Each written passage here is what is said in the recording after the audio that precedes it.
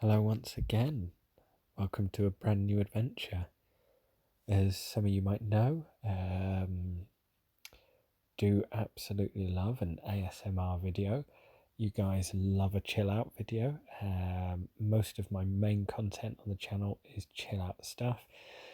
And this is an app, can't remember what it's called, which is always a good start. It is called Wizard's Choice, I think it is, and it's basically like Dungeons and Dragons, I think, for mobile.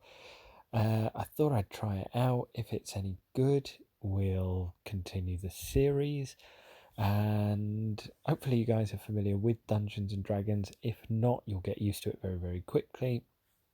Used to play it a little bit live, and sort of certainly I've watched over the years quite a lot of it in terms of people doing games of Dungeons and Dragons on YouTube or through Skype, etc. And I think it's the storytelling that that does quite well. So anyway, we're going to jump right into it. And this chapter is called Wizard's Choice 1. You're a young wizard seeking treasure and glory. You're walking along a path in the forest. One day's journey from Ring City, your beloved home. Night has just fallen and you're thinking about how it might be a good idea to find a campsite. After all, you're in goblin territory and it's dangerous to travel in the dark. Suddenly you smell something awful. Reginald, are you responsible for the outrageous smell, you ask, the warrior striding ahead of you? Pray no. I am always downwind from my companions when I squeeze the bellows, Reginald answers. You realise that you've never encountered this stench before, and it is close, and perhaps it's your imagination, but it's that muffled breathing you just heard. What do you do? So I can shout a warning to Reginald. Dive flat on your face, hide, stop, and listen. So a few different ways you can play this. You can play this sort of completely in character. So if we were a good guy, I mean, what are we again? A young wizard. So we can kind of add a bit of backstory to it if we need to. We can maybe, we don't know our name yet, so we know we love Ring City. That's our beloved home. And we're seeking treasure and glory. I don't know, maybe to win over our childhood sweetheart. We don't know yet. Hopefully we'll find out anyway. So what do I do?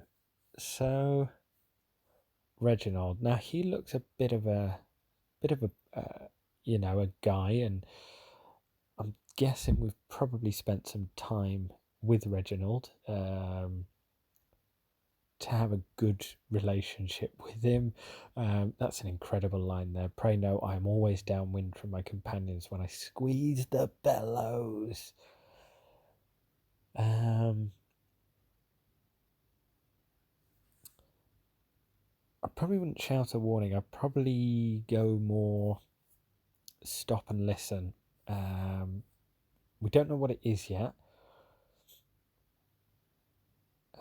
You realise that you've never encountered this stench before and it is close, and perhaps it's your imagination, but is that muffled breathing you just heard? What do you do? Probably in the moment you stop and listen.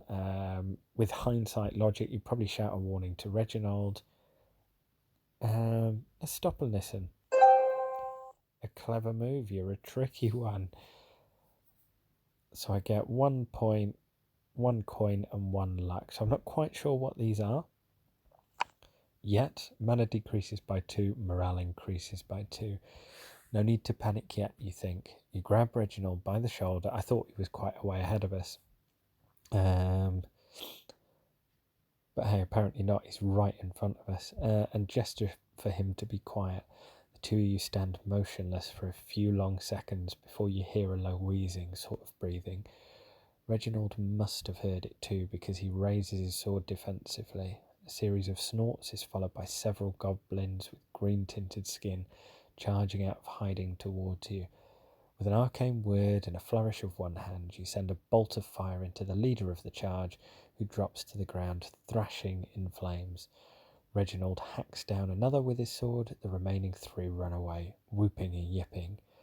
Soon as their cries are joined by others from the dark forest all around you, many calls from far too many goblins to fight toe to toe. Yeah, bloody great, Reginald. Or was it me that... Who sent that fireball? Oh, crap, I've done it. You send a fireball, okay, into the leader of the charge.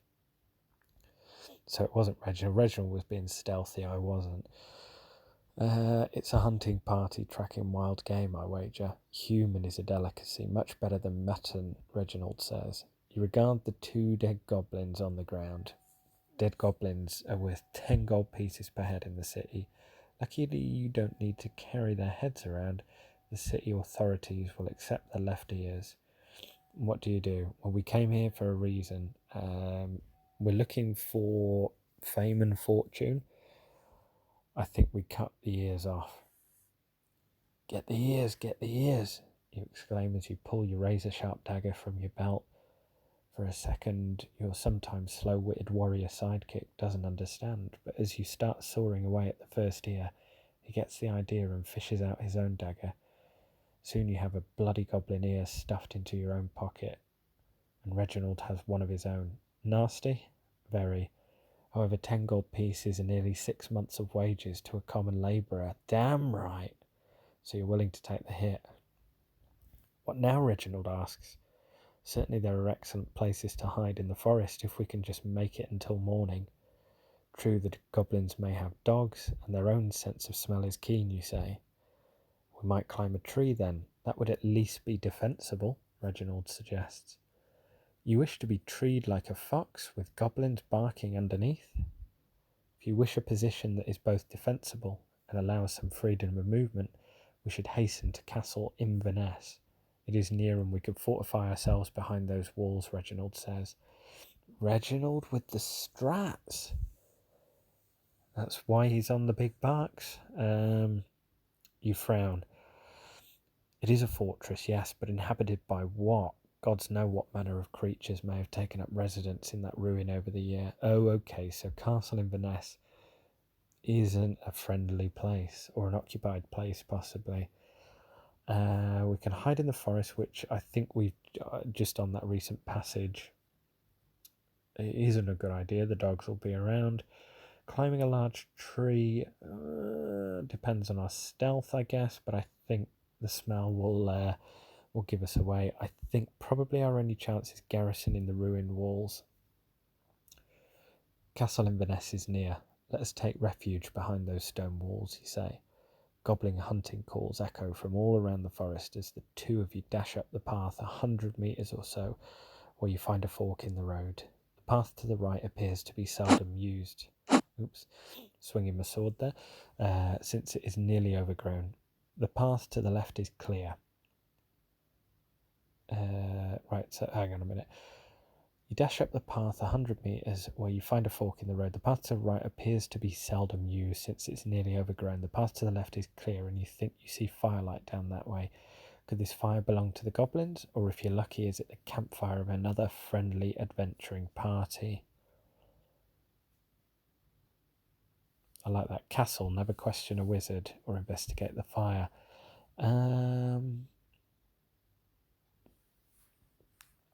I think curiosity. I mean, we don't have to approach it. We can just investigate it, right? I'm an adventurer, damn it. Boldly you step forth, never a wuss. Ding, ding, ding. Oh, life decreases by 1. What? So it turns out the fire does belong to goblins. What did you expect? You're in goblin country after all. You've come up to a clearing with 2 goblins staring hungrily at a rack of mutton sizzling over a fire. Apparently these guys are more keen on guarding their next meal than joining the rest of the hunting party. Before you can decide whether to turn back or kill them, one of them spots you and screams out. Reginald shoots this one with his bow while the other runs off. What a cowardly lot they are. Okay, so they don't seem too bad. We don't seem to be too scared of them. You run back to, but there's going to be strength in numbers, I guess. You run back to the fork in the road and head towards the castle. On the way, you hear a whistle in your ear, then another, and then feel a sting just above your hip. They do have bows. The wound isn't bad. It's a small arrow shot by a weakling, no doubt. You pull it out without losing stride. What a boss! That sounds pretty cinematic, actually. In the haste of getting to the castle. Okay.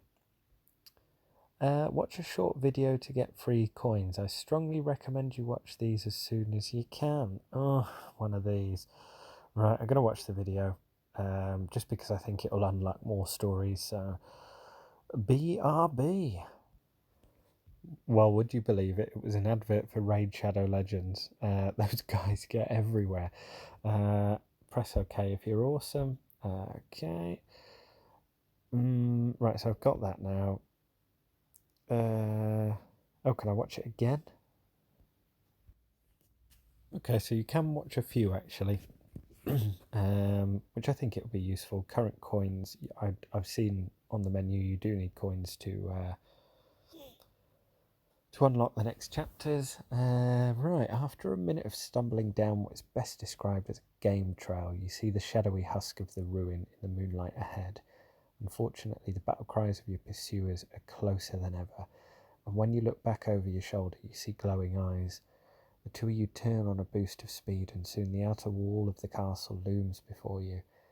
It is about 10 feet high and crumbling. You realise with horror that there are no holes on this side that are large enough to fit through. Meanwhile, Reginald, a faster runner than yourself, oh, I'm the fat kid, am I, has disappeared around the north corner of the wall. A short spear whistles past your head. You look back and see at least 4 of the little beasts. What do you do?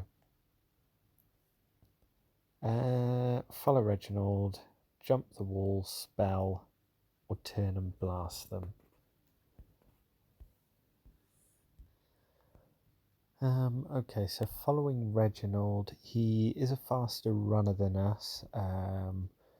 He's already round the corner, if I remember right. Yeah, faster runner than yourself, has disappeared around the north corner of the wall. I don't really want to get separated here. If I follow him, I could be running around the corner and he's gone. Jump the wall. It's disappeared around the north corner of the wall.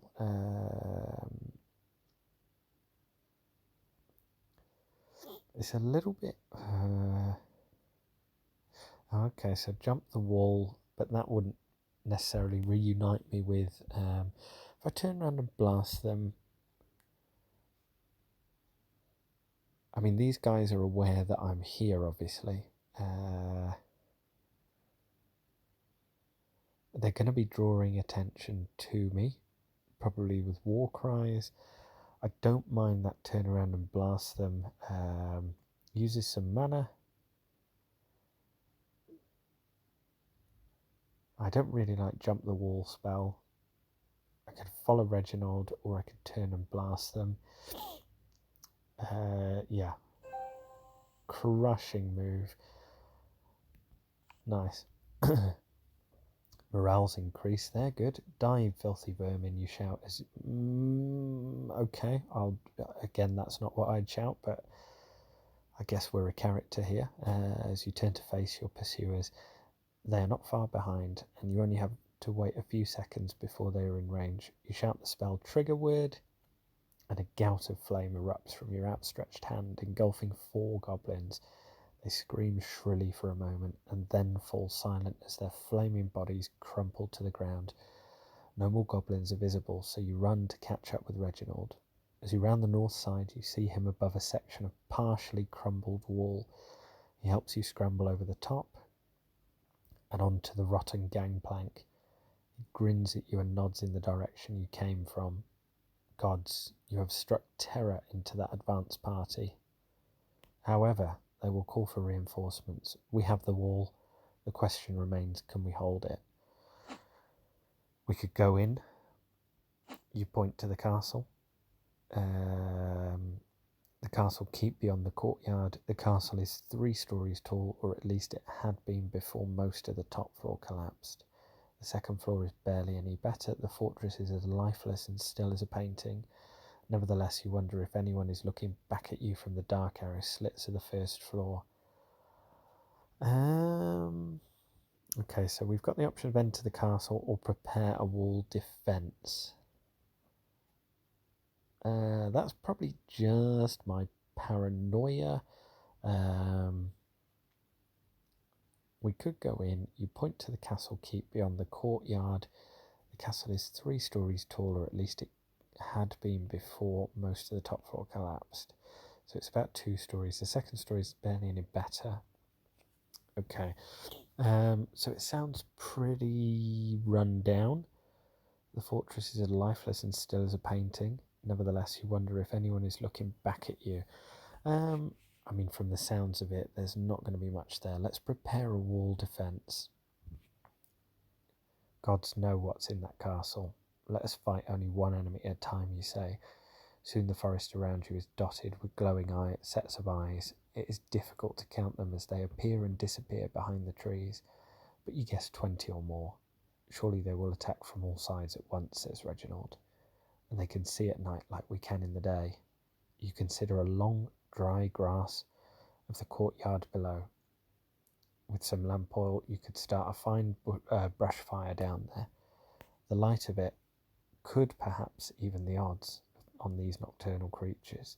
You could even cast a spell upon the fire to create a blinding flash, but you are not sure you want to leave the wall to carry out such an unconventional plan. They may attack while you are away, leaving only Reginald to defend the walls. You wonder how long the goblins will take to muster their forces. Your question is immediately answered as you hear a battle cry, high-pitched, furious, and seemingly on the edge of panic. It erupts from the forest as a tide of little green evil eyes surge forward. What do you do? So I can blast them for another 4 mana. I can run to the castle, or I can set the courtyard on fire. So what was it saying about the courtyard there? You consider the long, dry grass of the courtyard below with some lamp oil. You could start a fine brush fire down there. The light of it could perhaps even the odds on these nocturnal creatures. Yeah, I like that. Yeah, I think that's the play here. I think our back is to the metaphorical wall here. I don't think we've spotted anything or heard anything behind us. I think this is all in front. If these are nocturnal creatures, we need to buy ourselves some time. Just running for the castle, I think, is going to... I mean, blasting them, there's probably too many just to blast them. I like to set the courtyard on fire. Morale increases by 4. Ding! Critical hit. That sounds like. Without a moment to lose, you jump down into the courtyard, empty a flask of oil onto the dry grass and light it. The fire spreads rapidly. You ascend a ladder against the wall to rejoin Reginald. Gods help us, they come from all sides, you shout. Reginald does not answer as he works his bow. Thrum, thrum goes the string. Soon several of the goblins have scaled the far wall. 2 have dropped down into the courtyard while another charges upon the rickety battlement walkway toward you. Others follow, and then still more from the east and the west walls. You can see them clearly thanks to the courtyard brush fire. You dare not wait any longer. Reginald, close your eyes, you shout, and then let loose the spell. Crack! You see bright pink behind your shut eyelids. Okay, so we've done a flashbang here. The fire has become a brilliant flash, a brief pulse brighter than full daylight. You wait a second. It will only take that long for the flare to die down. Now the little monsters are shielding their glowing eyes and screaming. One of them stumbles headlong off the battlement. Kill them and be quick about it. They will not be blind for long, you shout as you reach into the folds of your robe and pull out a dagger.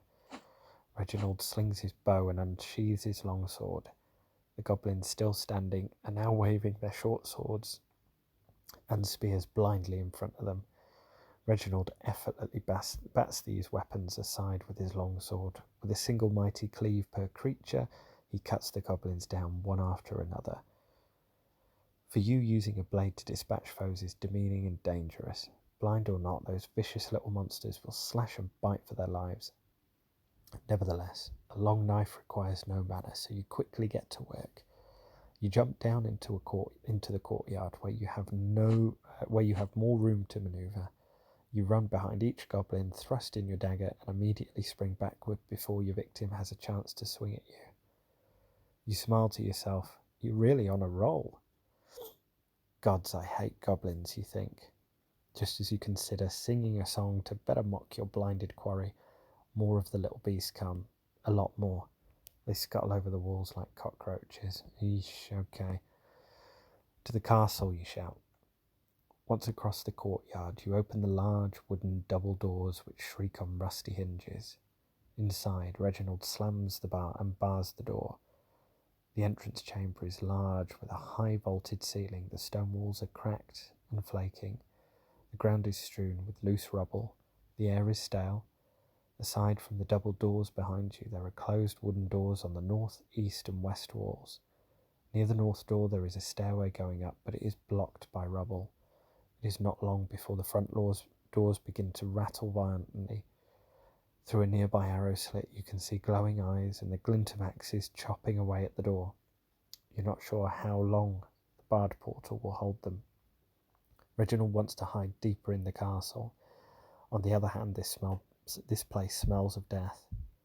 It might be prudent to take a few seconds and investigate the room and the doors. What do you do now? Yeah, I am all for searching the rooms and the doors just to have a look what's around. There may be something of use. You motion to Reginald to check the east door. You inspect the ground and see there has been traffic through here. Some of the tracks on the dusty floor appear to be from human-sized shoes or boots, while others appear to be from bare feet, far too large to be from men. None of the tracks appear to belong to goblins.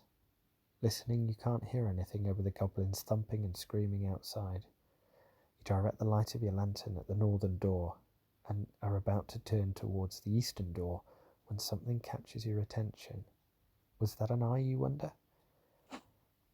You think you caught a glimpse of a glistening eyeball through the rotting hole in the northern door. Casually, as though just taking another look round, you sweep your lantern light over the door again, pausing for just an instant at that spot. Yes, that was an eye. You're being watched.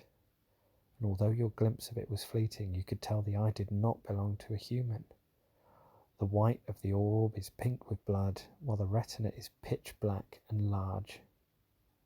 You would like to get a better look at the creature. There is a minor spell you normally use to magically open doors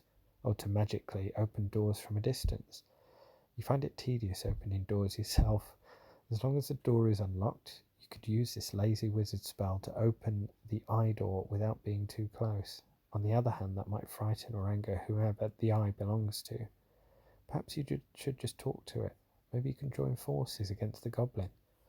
Alternatively, you might be able to hurl a bolt of fire through the eye hole.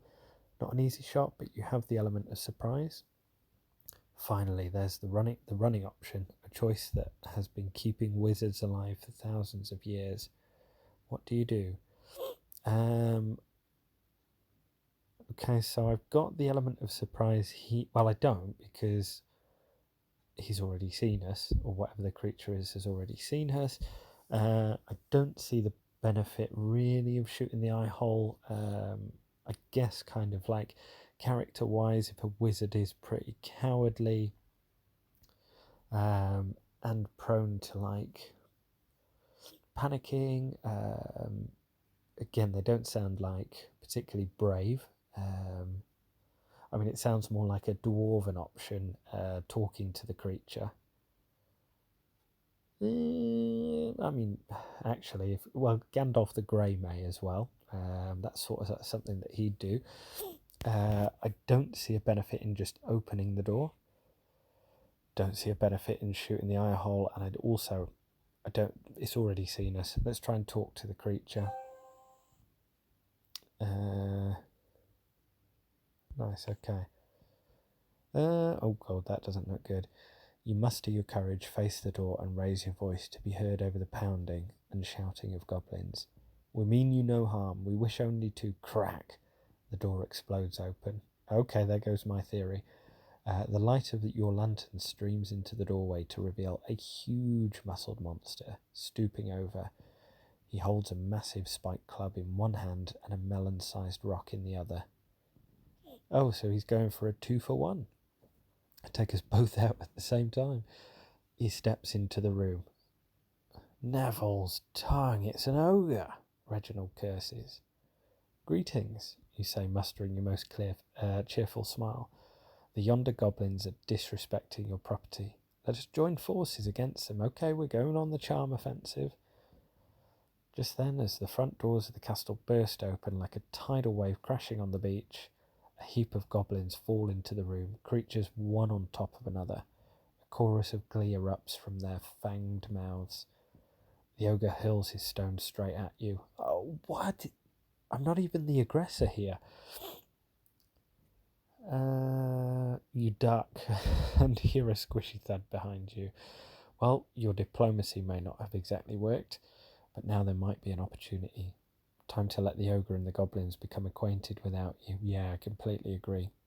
Reginald and you nearly collide in your haste through the eastern portal. Once through, you slam the door closed. From the entrance chamber you just left come goblin yips of triumph, which then turn into screams of terror that are immediately drowned out by an earth-shaking snarl. Next is the sharp slapping of flesh against flesh and the wet sounds of bodies ripping apart.